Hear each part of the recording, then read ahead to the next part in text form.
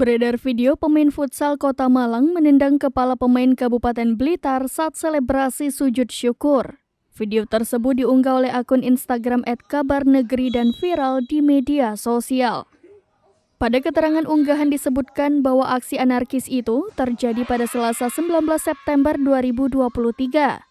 Awalnya tampak dalam video pertandingan futsal antara tim Kota Malang versus tim Kabupaten Blitar tengah berlangsung. Perwakilan tim Kabupaten Blitar yang memakai jersey berwarna hitam tampak hendak melakukan tendangan penalti. Ia kemudian mencetak gol dan timnya pun sontak merayakan kemenangan dengan selebrasi sujud syukur.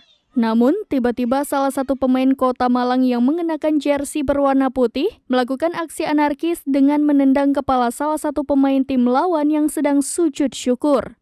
Korban lantas tersungkur dan berguling kesakitan akibat kepalanya ditendang oleh pelaku. Usai melakukan tindakan anarkisnya itu, pelaku justru melenggang seolah tak merasa bersalah sama sekali.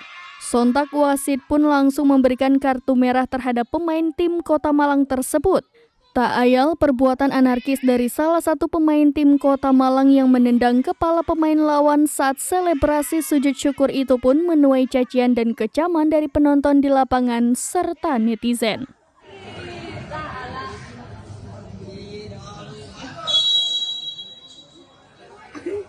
Seru banget.